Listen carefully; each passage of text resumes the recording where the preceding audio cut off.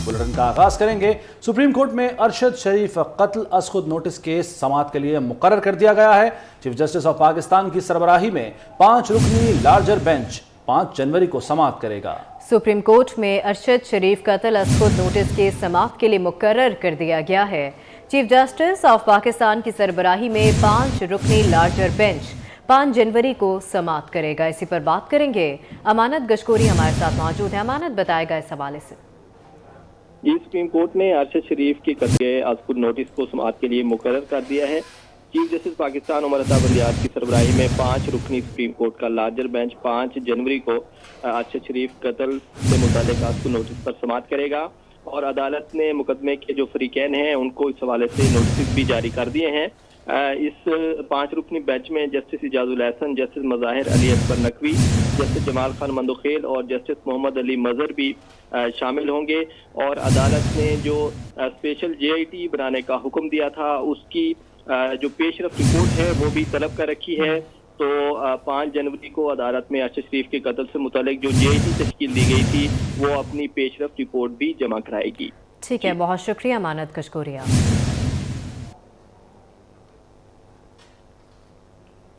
वज़ीर-ए-आज़म की ज़ेर सदारत कौमी सलामती कमेटी का इजलास खत्म हो गया। इजलास में army chief, chairman joint chiefs of staff committee, DGISI शरीक हैं।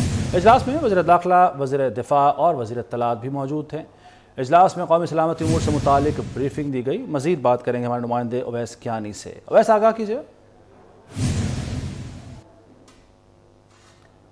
जी अवैस।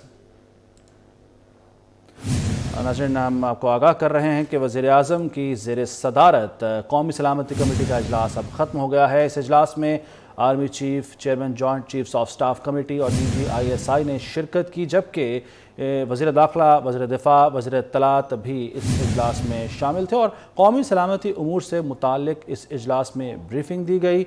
और ये इजलास इंतहाई अहमियत का हामिल, बिलखुसूस पाकिस्तान में अमन व अमान की सूरत हाल के पेश नज़र। और इस इजलास के बारे में मज़ीद मालूमात लेंगे अवैस कियानी से। अवैस, आगाह कीजिए।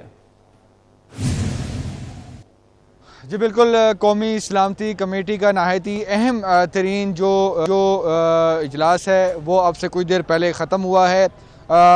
2 रोज़ पर मुहित जो है ये इजलास था जो कि मुसलसल मतलब 6 घंटे जो है ये इजलास जारी रहा।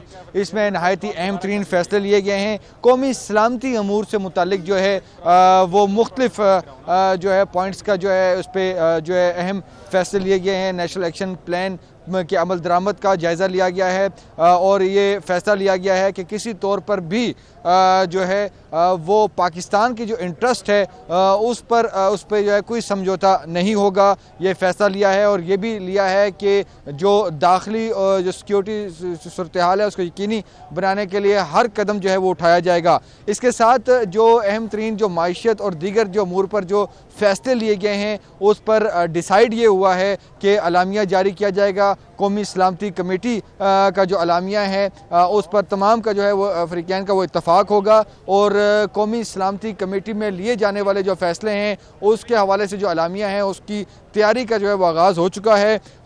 2 दिन जो है जुमे के दिन और आज तकरीबन जो 4 घंटे जो इजलास रहा और जुमे को 2 घंटे रहा, ये तकरीबन 6 घंटों पर जो है मुहित ये इजलास था जिसमें अस्करी और सिविल क़यादत जो है वो शामिल थी और जो अहम तरीन जो मामलात हैं कौमी सलामती के मामलात हैं उन पर डिटेल डिस्कशन हुई है और कुछ अहम तरीन फ़ैसले भी लिए गए हैं जिसका अब से कुछ देर बाद जो है बाकायदा तौर पर जो है एक अलामिया जारी किया जाएगा जिसमें तमाम तर तफसीलात जो हैं वो बताई जाएंगी। और ये फ़ैसला लिया गया है कि पाकिस्तान के जो इंटरेस्ट के ख़िलाफ़ कोई भी अगर आएगा तो उसको किसी तौर पर भी जो है वो नहीं छोड़ा जाएगा और दहशतगर्दी के हवाले से भी जो मामलात हैं वो टेकअप हुए हैं और उस हवाले से भी जो है अहम तरीन जो है वो फ़ैसले लिए गए हैं। ठीक है अवैस कियानी, बहुत शुक्रिया आपका आगाह करने के लिए।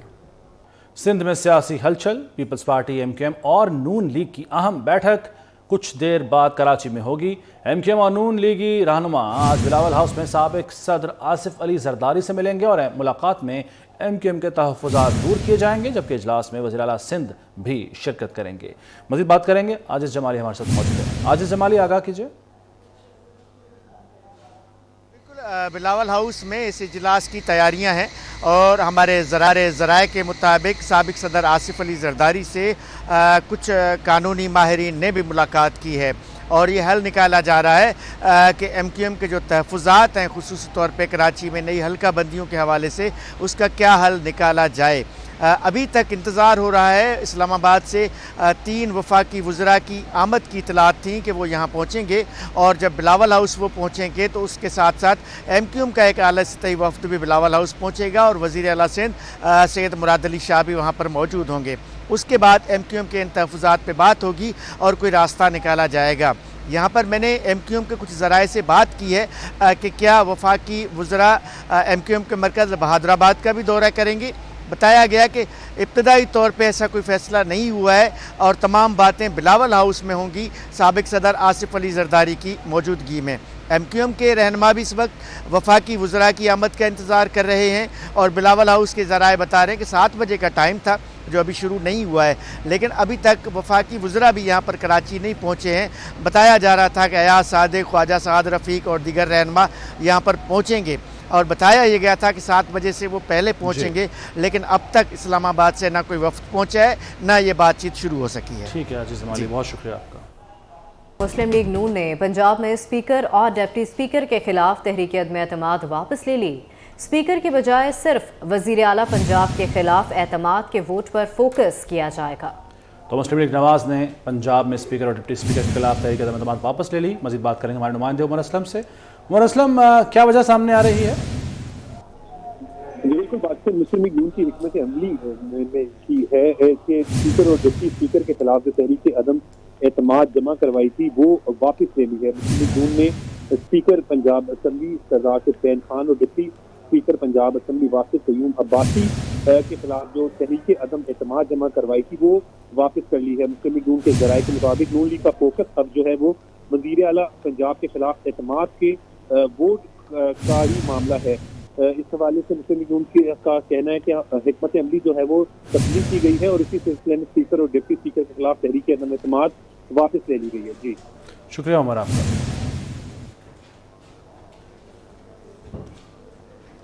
कौमी सलामती कमेटी का अहम इजलास में दहशतगर्दी के हवाले से ज़ीरो टॉलरेंस पॉलिसी अपनाने का फैसला किया गया है। ज़रा के मुताबिक दहशतगर्दी के खात्मे के लिए हर मुमकिन इक़दाम किए जाएंगे और दहशतगर्द ग्रुपों से कोई मुज़ाकरात नहीं होंगे। इसी पर मज़ीद बात करेंगे हमारे नुमाइंदे अवैस कियानी से। अवैस कियानी, मज़ीद क्या फैसले हुए हैं इस इजलास में? देखिए, जो हमारे नहायत ही मोतबर जो ज़राए हैं उनने हमें चीज़ें बताई हैं कि जो 6 घंटों पर 2 दिनों पर मुहित ये इजलास था उसमें नहायत ही अहम 3 फैसले हुए हैं। जो मौजूदा जो दहशतगर्दी की जो लहर है उस पर तफसीली जो है बातचीत हुई है और ये फैसला हुआ है कि दहशतगर्दी के खात्मे के लिए हर मुमकिन जो है इकदाम किए जाएंगे। ज़ीरो टॉलरेंस पॉलिसी जो है वो अपनाई जाएगी। इस पर बाकायदा तौर पर जो है वो अमल दरामद होगा। और जब हमने पूछा कि भाई दहशतगर्दी कोई मुज़ाकरात के हुए लास्ट तो हमें साफ ये बताया गया है कि दहशतगर्दों से कोई मुज़ाकरात जो हैं वो नहीं होंगे। मईशत जो है वो सबसे अहम जो है एक ये मामला था और मईशत के हवाले से जो है वो अहम फैसले लिए गए हैं। डॉलर स्मगलिंग रोकने के लिए हुकूमत जो है वो इक़दाम लेगी। डॉलर स्मगलिंग की रोकथाम के लिए इदारे मिलकर जो है वो काम करेंगे।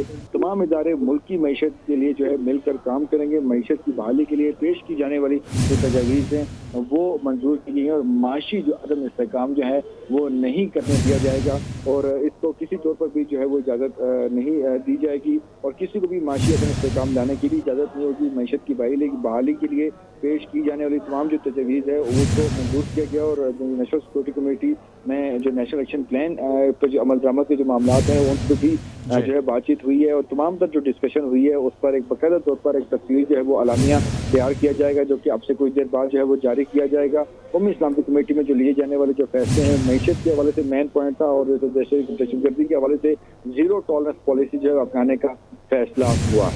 बहुत शुक्रिया अवैस कियानी।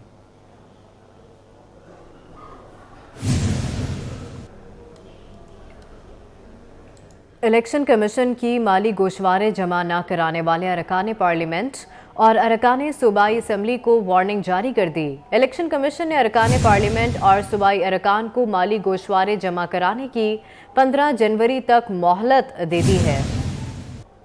आपको बताएं कि इलेक्शन कमीशन की माली गोशवारे जमा न कराने वाले अरकान पार्लियामेंट और अरकान सूबाई असम्बली को वार्निंग जारी कर दी। इलेक्शन कमीशन ने अरकान पार्लियामेंट और सूबाई अरकान को माली गोशवारे जमा करवाने की 15 जनवरी तक की मोहलत दे दी है। अरकान पार्लियामेंट और MPAs को माली गोशवारे जमा कराने के लिए 15 जनवरी तक की मोहलत दे दी गई है। इलेक्शन कमीशन की माली गोशवारे जमा न कराने वाले अरकान पार्लियामेंट को वार्निंग, 15 जनवरी तक की मोहलत दी गई है अरकान पार्लियामेंट और MPAs को माली गोशवारे जमा कराने के लिए। इलेक्शन कमीशन की जानिब से वार्निंग दी गई है अरकान पार्लियामेंट को गोशवारे जमा कराने के हवाले से और 15 जनवरी तक अब मोहलत दी गई है। पाकिस्तान की पहली ट्रांसजेंडर जिसने माशरे की सख्तियों का सामना करके एक बुटीक बना लिया है। दिया फैशंस को लोग कितना पसंद कर रहे हैं और उन्हें किन मुश्किलात का सामना करना पड़ा, कराची से देखिए इकरा अवान की रिपोर्ट। ट्रांसजेंडर दिया ने ये सच साबित कर दिया कि मेहनत, लगन और कुछ करने की जुस्तजू हो तो कोई भी काम मुश्किल नहीं। दिया फंक्शंस को छोड़कर अपना बुटीक लॉन्च करने वाली पाकिस्तान की पहली ट्रांसजेंडर बन गई हैं। अस्सलाम वालेकुम, मैं हूँ दिया। मैं हूँ पाकिस्तान की फर्स्ट ट्रांसजेंडर जिसने डिजाइनिंग की फील्ड में अपना कदम रखा और एक अपना बुटीक बनाया। दिया ने फैमिली सपोर्ट होने के बावजूद बहुत सी मुश्किलात का सामना किया। वो चाहती हैं कि इज्जत की जिंदगी गुजारें और अपने बुटीक दिया फैशन को एक कामयाब ब्रांड बनाएं। दिया कहती है कि माशरे के तल्ख और गैर इंसानी रवैयों के साथ ट्रांसजेंडर की मुआशी हालत भी निहायत नागुफ्ताबा है। न्यूज़ स्टूडियो से फिल वक्त इतना है। देखते रहिए 24 न्यूज़।